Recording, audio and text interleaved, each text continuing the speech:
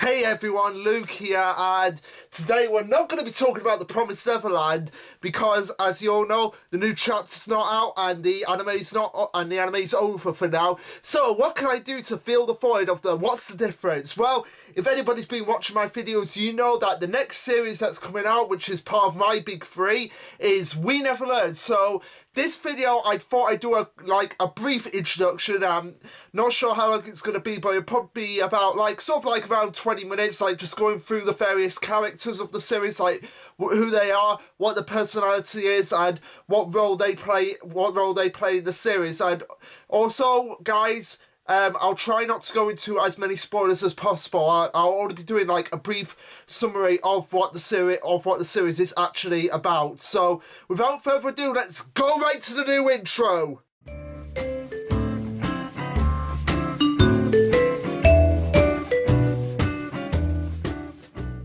Man, I really love that intro. It's kind of got a really jazzy feel to it. Now, anyway, We Never Learn was part of a big establishment for Shonen Jump, because at the beginning of 2017 we had 6 new series that came out. They were U19, Demon Diaries, Dr. Stone, We Never Learn, Robot X Laser Beam, and Hungry Mary. Now, out of all those series, only Dr. Stone, We Never Learn actually survived. The rest got cancelled or concluded within a year of actually being published. So yeah, for something like We Never Learn, which is a romantic comedy, they probably needed something to fill that department since Nisekoi had finished. And while I never watched Nisekoi or read into Nisekoi, I did hear some pretty good things about it, although I did hear that it did kind of fall flat at the towards the end. It kind of got dragged out because from what I understand, Nisekoi was just a generic harem with find out who the girl was that had the key or something like that. I don't know. I'm gonna get into it at one point, but We Never Learn is different because, unlike most harems where it's where the series is oh, who will the main characters get with? Most of the time, the characters have their own personal goals, have their own set goals, and you can actually root for them to actually achieve those goals. It's not just one goal of actually trying to get into the main. Trying to get into the main guy's pants. And perfect example of this, something you can actually compare it to, is the quintessential quintuplets. They both have a similar feel. They're both set in high school, and they both revolve around a group of girls and a main character who's tutoring them. It has that same kind of vibe to them. And the quintessential quintuplets, most of the series is not focused on who the main character is going to get with. It's kind of developed naturally, and you kind of get a feeling of any one of the characters could actually be with the main character. And that's what I love most about the series, and the fact that each of the main girls gets their own screen time. They get their own equal amounts of development. So if you don't like one girl, you can always read or follow another girl, and vice versa on that end. So anyway, let's just get right into establishing what the story is. So the story of We Never Learn takes place in Japan, and it focuses around Naoyuki Yuga, who's a 17-year-old. He's in his last year of high school, and he's about to graduate. And unfortunately for him, he's kind of in a bit of a pickle, because while he averages in most of his lessons, he gets okay scores. He's always outshined in 2 subjects, and that's science and literature. Science because of Risu Ogata, I believe that's how you pronounce her name, and she's an absolute genius in science. And another girl is Furumashi. Hold on one second, guys.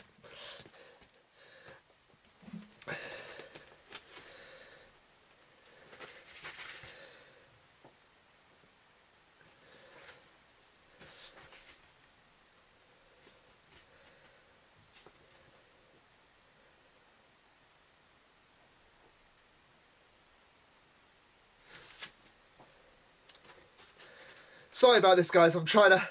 God, I was on a roll then, and now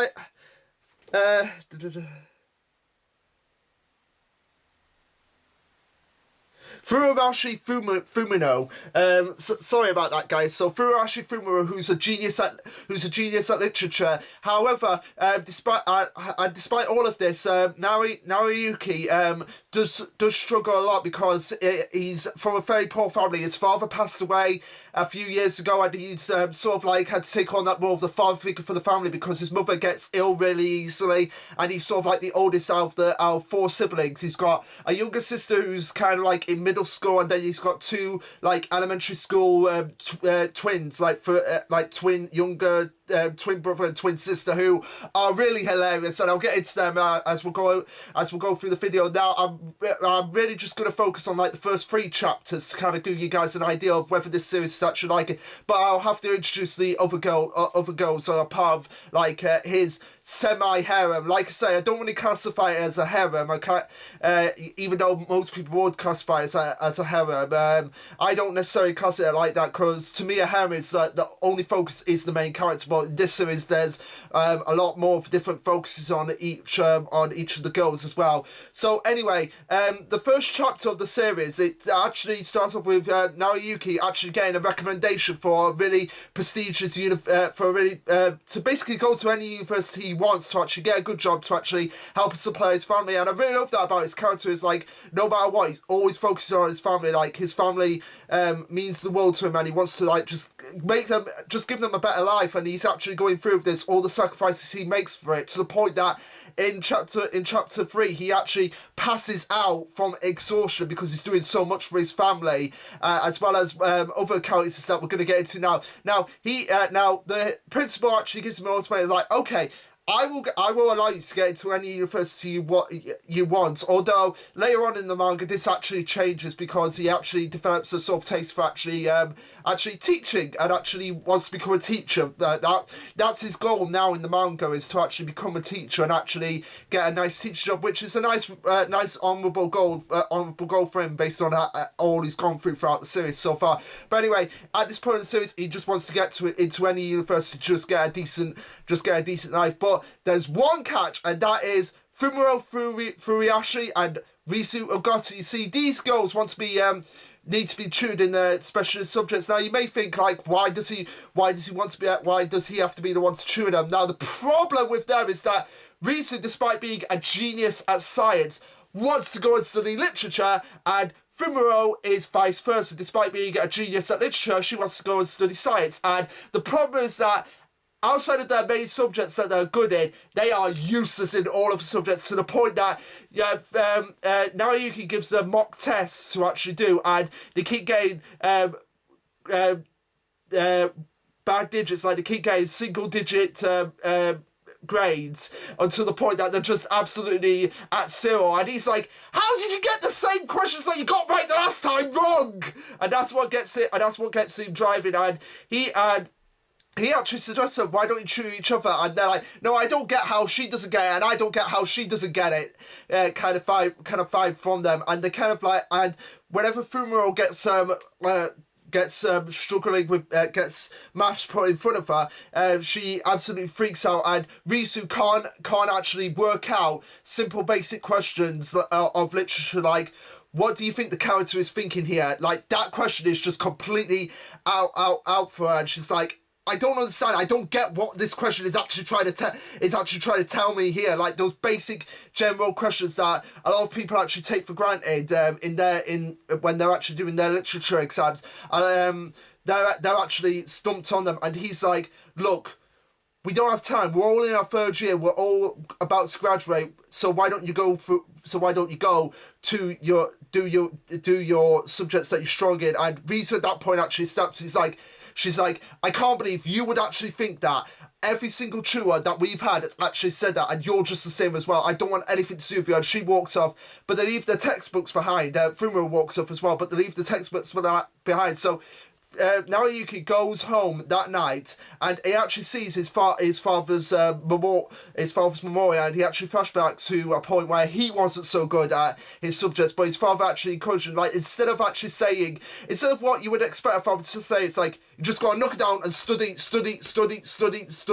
His father is actually much more supportive and gives a much more positive viewpoint, in the sense that he's like, that's great that you failed. And he's like, what? Well, because you failed, then that means you've got room for improvement, and you're not just being a genius right off the bat with no improvement whatsoever. That to me is much more positive message than just saying like, no, you've got to study harder. No, you can rest when you finish your exams, you've got to study harder. That's saying that you've got room for improvement, even though you fail now, it actually gives you room for improvement. Now, it actually gives a great vibe for his character. So he actually thinks about that, and he actually goes back and gives them notes, and actually says to them, look, I'm sorry, I was in the same position as you guys, but I feel like if we can work together, and if we can actually pull this off, we can accomplish everything. And of course the girls take that the wrong way and think of it like he's basically giving them a love confession. So yeah, that's basically the gist of the first chapter.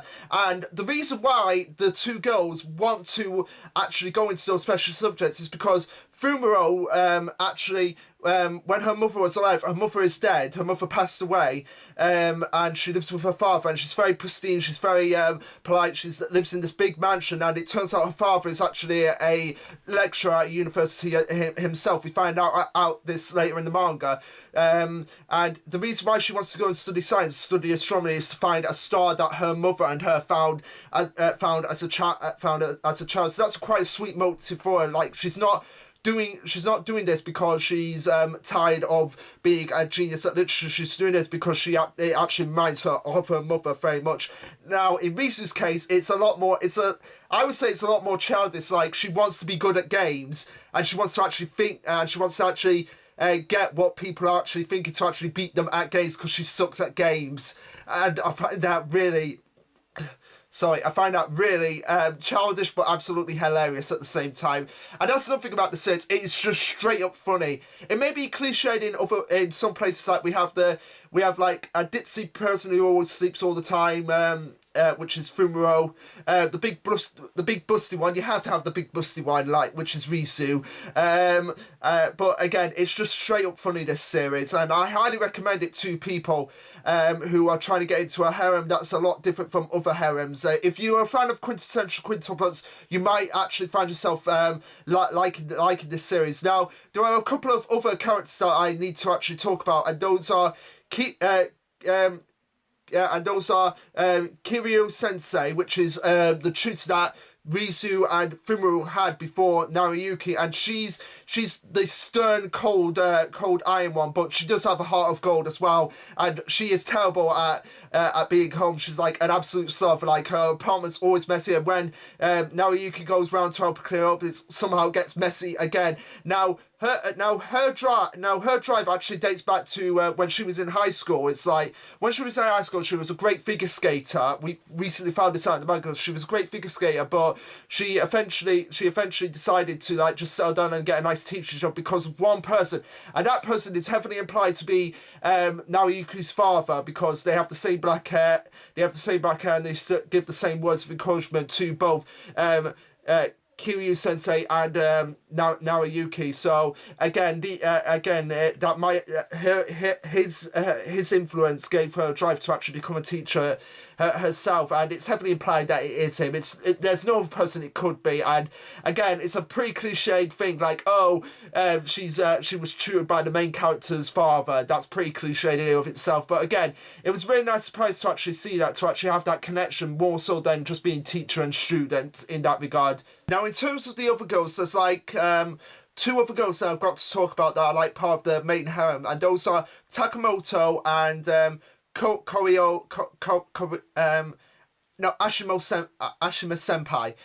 Now, Takamoto is Naruyuki's Naruyuki's middle school friend that's followed him into high school. She's the athletic one of the group. There's always one that's got to be the most athletic out of all of them, but she absolutely sucks at studying, and so she joins the main cast of actually being under Naruyuki's wing. Now, the thing is with Takamoto, she's the one that's the most obvious when it comes to her crush on Naruyuki, which is kind of ironic considering she's one of the more lesser of the girls. Like in terms of the popularity, she's one of the more lessers. Now the teacher is the most popular out of all of them, but I don't know if Shonen Jump will actually allow the author to actually go down that route. But again, Takamoto, absolutely genius at athleticism, but sucks at studying, and she's the one who's the most obvious when it comes to a crush on Naoyuki. And now the last girl to talk about, and my personal favourite out of the whole bunch, although she's actually the least popular out of the girls. I don't know whether this was because she came in later in the game, because out of all the girls, she's the one that takes the longest to be introduced, but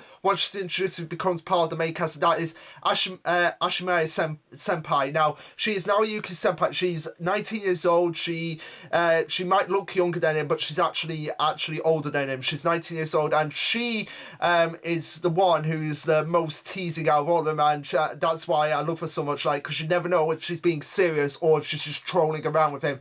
Now, in terms of her character, she is trying to get into university and trying to become a doctor, although I don't know. I think she's actually trying to get away from being a doctor because her father's a doctor, and I think she's trying to get away from that and find her own feet rather than just simply becoming a doctor. And in order to play herself and get herself out there and try to get herself into university without actually relying on her father, she actually takes the job as a part-time waitress at a maid cafe. And now you can find out about this, and in order to keep the secret from her father, they pretend to be a couple, although this is where it gets really interesting, because throughout the series she's constantly teasing him about being a couple without actually expressing that she actually likes this situation that they're actually in. And that's what I love most about her, is that she's just an absolute troll. She just keeps you on the edge of your toes, and you don't know exactly what she's thinking all the time, and I really love that about her character, and that's why she's my favourite. Is that she's the one that's the most like unassuming and unpredictable. Like whatever she says, you never know if she's actually being serious or she's just trolling around with someone. So yeah, those are the girls that those are like the main girls, and of course there are other characters that are sprinkled throughout. Like we have this other girl, which is this girl right here on the cover of Volume 2, that one right there, Sakimoto, I think that's how you pronounce her name, and she's a lesbian. I'm just gonna come out straight out. She has the hots for Risu. It's clearly obvious, that to the point that recently in the manga, when she invented this, she's actually really smart as well. She's a really smart girl. I'm not getting that, but she's an absolute stalker. Has a crush on Risu. She's a complete lesbian, and it's borderline creepy at points. But one point I want to talk about is recently in the manga she developed this super sticky substance that if you stick it to someone, like you're stuck to that other thing for 24 hours and you can't let go of her hand. And unfortunately she gets stuck to Naoyuki, and at one point they go to her house and she just has this absolute mountain of Risu merchandise. So yeah, she has the hots for Risu, and she's a really fun character, but we don't focus on her all that much. But she just get her moments sprinkled throughout the manga, and she's like one of the more major side characters. And there are other side characters in Naoyuki's class who are Takamoto's friends who kind of know of Takamoto having a crush on Naoyuki, and eventually he finds out about this, and he goes and confronts her, and she's like, no, I don't have a crush on you, but of course it eventually comes out when it's revealed that she's planning on studying abroad, and she's trying to get her feelings known to Naoyuki before she actually goes, and he's kind of worried about her, like whether she'll be able to handle herself, but also being conflicting on his end. Now in terms of Risu and Ogata, and that's another thing I want to talk about. Despite Naoyuki being the main character of the series, like being presented as the main protagonist, he's never on the covers of Weekly Shonen Jump. It's always either Risu or Ogata or some of the other girls. It's never Naoyuki representing the series. It's always them, and I think maybe because they're much more popular than Naoyuki. Even though I like him as a character as well, I don't see many problems with him as a protagonist. He might be a little bit bland in places, but in terms of his motivation, in terms of his drive, he's really determined to his task, and he puts himself forward. He puts himself on the line for everyone to actually succeed and achieve their goals. But yeah, in terms of Risu, she's much more cold and shy, but she eventually does open up and warm up. And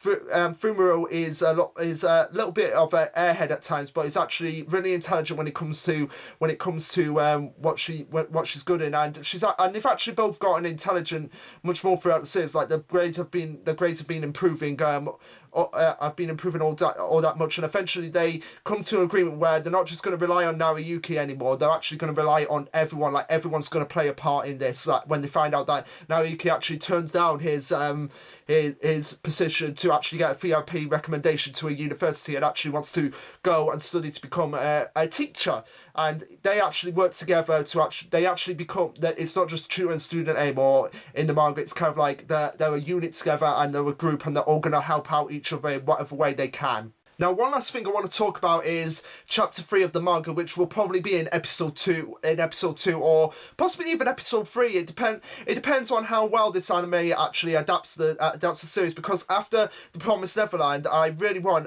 not a lot of it to be cut out. I mean, I can understand if some things that get cut out, but if it's but as long as they keep like the major things, like sort of like the comedy elements and all the over the top anime reactions, which are really hilarious in this series. But this chapter I really don't want to get cut out, because it is actually one of my favorite chapters. This was the chapter where I felt like, okay, I'm in love with this series, and it's when Fumero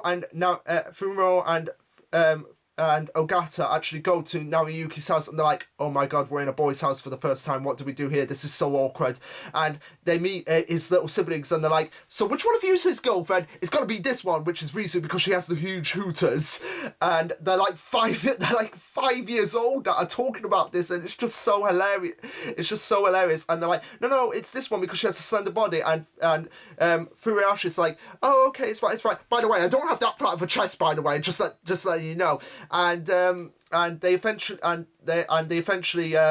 get separated. Like when Nariyuki's mother and his middle sister comes home, they're like, oh, I didn't know you were into romance. And he's like, I'm not. It's like, so when did you get a girlfriend? I'm not into romance. And the sister actually takes the middle school sister actually takes Risu into the kitchen. It's like, right, you've got to do this task, which is like really complicated, like meal for Nariyuki. She's like, if this girl can't do the simplest task, then I can't hand her over. Then I can't hand over my brother to me. So it's not really like a brother complex. She just wants to find the right girl that's perfect for her brother and know that he's going to be looked after properly. And within a split second, she's like, I've done the task. And she's like, what? And then Nariyuki comes in, it's like, yeah, I feel your pain, sister. She's a friggin' genius, evil genius to be exact. And then in the other room, Fumero is actually has actually made the younger siblings actually cry, and they're like, what did you do? Did you make them upset? And she's like, no, they said tell me a story, but I didn't know any, so I just made up one. And the reason why they're crying is not because they were actually upset by the story, was, but they were crying tears of happiness that it was so beautiful.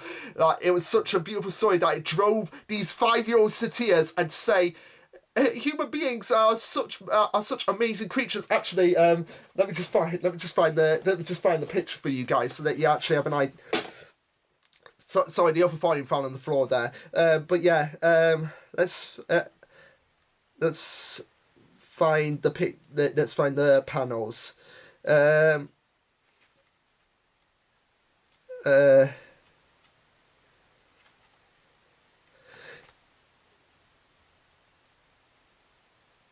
it's these ones right here. So it's that one right there, and the actual dialogue is, it was such a moving story. Why are human beings such inexplicable, beautiful creatures? This life is truly amazing. And it's like, they're 5 years old and they're saying stuff like that. That just made me laugh out loud so much. And of course you have the middle sister who's going, big brother, who are these girls? And Nariyuki's like, never mind, sis. And they just go and have dinner after that. So yeah, like I said, this series, a bit cliche at points. It's very funny, and the artwork is nothing spectacular as opposed to something like, say, Promised Neverland at times, and of course Dr. Stone. When I get to Dr. Stone, I am just gonna be praising the art style that Boltry, the artist of Dr. Stone, actually does. He does such a phenomenal job on that series. It just makes me take my breath away sometimes. A perfect example of this is in the recent chapter where they have this ship that was made over a year, and it's just such a breathtaking visual that words cannot describe it. You have to go and read chapter 99 of Dr. Stone in order to figure out what I'm talking about with that ship. So yeah, but anyway guys, that's what I wanted to talk about, just like a brief introduction to We Never Learn, We Can't Study, whatever you want to call it.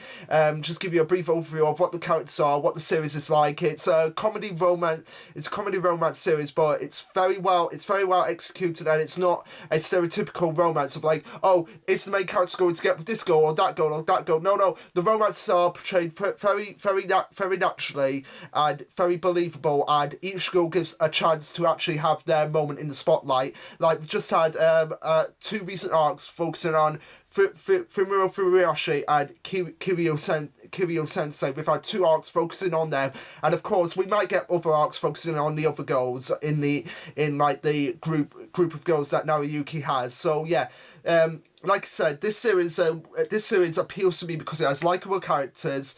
It's different from other harems in the sense that they're not just after the main character. No, they have their own they have their own goals set in stone, and each of the characters, even the side characters, the characters that you normally like are in the background, don't get much. They actually get like quite a lot for them to actually do at times. They actually get chapters focused on them from time to time, and I really love that about it. Like, each character feels like they have a purpose in the series, and nobody feels left out. So anyway, guys, that was it. That was what I wanted to talk about with We Never Learn. If you've actually experienced this series, what do you think of it? Let me know. And yeah, that's all I've got to say on the series. And what I'll be doing is next week when episode 2 comes out, or the week after episode 2 comes out, and I've had a chance to actually watch episode 1 and episode 2, I might actually do both of them together in the same way that I did Promised Neverland.